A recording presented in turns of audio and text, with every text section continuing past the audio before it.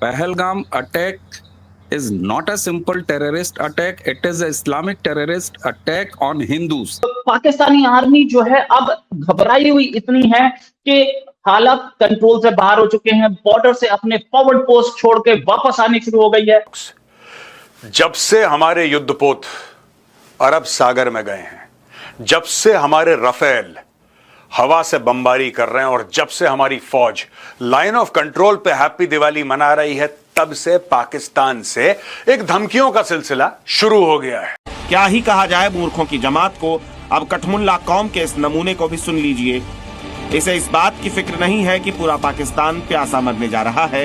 ये तो इस बात से पूरा नहीं समा रहा है कि पाकिस्तान ने भारत के लिए अपना एयर स्पेस बंद कर दिया है। इन्होंने तो बात की थी ना, हमने तो एयर स्पेस बंद कर दिए, गुजारो जहाज यहां से। गदर मचा हुआ इंडिया में। ऐसा ही है। 12% से 20% टिकटों की प्राइस ऊपर चली गई है। देख के भारत जलता है।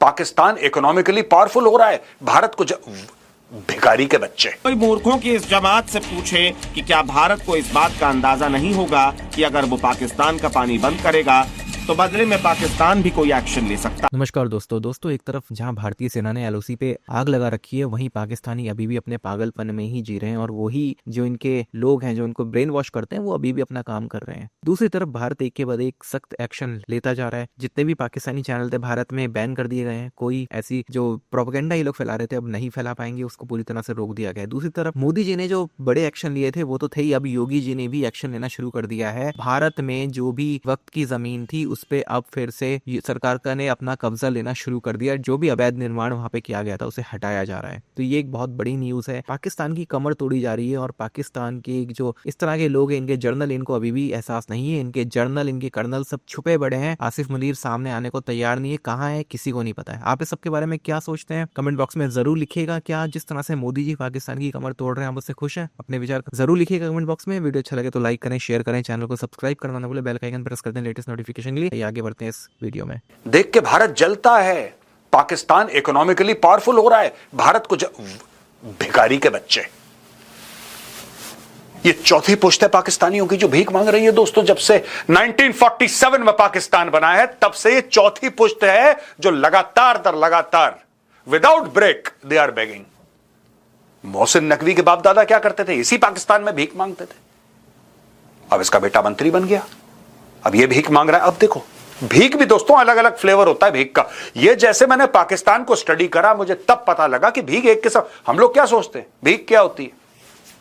हम लोग सोचते हैं भीख क्या होती है, भिखारी बैठा है।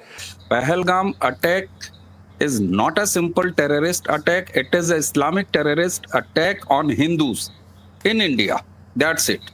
तो अब हुआ क्या? अब होता क्या है साहब कि प्रधानमंत्री ने या सेंट्रल गवर्नमेंट ने अपने लेवल पर, चाहे वो डिप्लोमेटिक डिसीजंस हों, 5 पहले दिन उन्होंने डिप्लोमेटिक डिसीजन ले लिए, चाहे वो इंडस वाटर ट्रीटी का हो, उसके बाद पाकिस्तानी सिटीजन्स को बाहर 48 आवर्स में, और तमाम एक्शन ये डिप्लोमेटिक हैं। उसके अलावा सिक्योरिटी एजेंसीज या हमारी मिलिट्री क्या एक्शन ले रही है, गाइडलाइन आज आई होगी गवर्नमेंट ऑफ इंडिया की, लेकिन एक जिम्मेदार कंटेंट क्रिएटर्स और प्लेटफॉर्म्स की हैसियत से हम कभी उसकी डिटेलिंग नहीं करेंगे। ना हमने ये किया है, ना ये करने की आवश्यकता है। लेकिन मैं फिर आता हूँ, उत्तर प्रदेश में योगी आदित्यनाथ कैसे कॉम्प्लीमेंट करते हैं, कैसे हेमंत बिश्वा शर्मा असम में कॉम्प्लीमेंट करते हैं, और कैसे सेंट्रल के किसी डिसीजन को बैक जब नहीं किया जाता है वेस्ट बंगाल जैसे स्टेट में, झारखंड जैसे स्टेट में, तमिलनाडु जैसे स्टेट में, तो उसके क्या कॉन्सिक्वेंसेस आते हैं, ये देखने की इस समय बहुत जरूरी है। क्योंकि ये बेहद इंपॉर्टेंट हो जाता है जब हमारे स्वर्गीय जनरल रावत साहब ने ये कहा कि हम 2.5 मोर्चे की लड़ाई लड़ रहे हैं। 2.5 मोर्चे में 2 मोर्चा हम सबको क्लियर है कि one is the Pakistan and second one is the China. China के साथ अभी हमारा कोई इशू नहीं है, लेकिन हम 1.5 मोर्चे पर लड़ रहे हैं। 0.5 मोर्चा हमारे अंदर है। 0.5 मोर्चा वो पोटेंशियल 20 से 25 करोड़ आबादी है जो कि कभी भी जिहादी माइंडसेट की हो सकती है। सीधी सी बात है।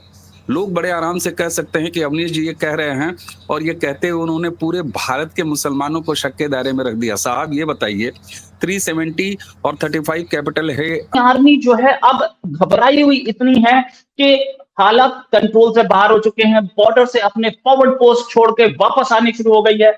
ये मैं नहीं बोल रहा, एक लेटर पाकिस्तानी आर्मी का सीक्रेट लेटर जो कोर कमांडर को लिखा गया वो रिलीज हुआ है वो सबके सामने मंजरेआम पे आया है, तो मुझे बोलना पड़ रहा है। पाकिस्तानी आर्मी अपने लेटर्स क्यों लीक कर रही है और कैसे लीक कर रही है? जो इमरान खान के समर्थक हैं, जो इस आसिम मुनीर के खिलाफ हैं, वो आर्मी के ऑफिसर्स उस लेटर की फोटोकॉपी रिलीज करते हैं।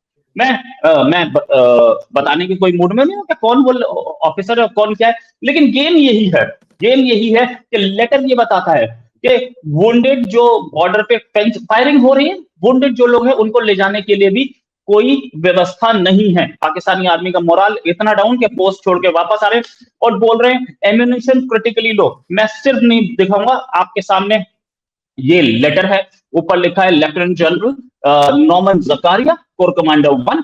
इसमें लिखा है heavy and sustained artillery shelling commenced on 27th of April. At this time, multiple enemy infantry movements observed at northeast and southeast flanks. Estimated strength 12 companies. Enemies mortar teams actively engaged in precision targets. नीचे जो लिखा है troop status, forward post Charlie हमने vacate करके पीछे आ गए 26 तारीख को। साथ में ये लिखा है ट्रूप जो है रिग्रुप कर रही हैं, मोरल खराब है, सस्टेनेबल है, इस समय हालत खराब है, लेकिन ये भी कि combat power significantly degraded due to attention. Then current defensive line thinly held, lacks depth and reserves, logistical status ammunition less than 25% of the basic load।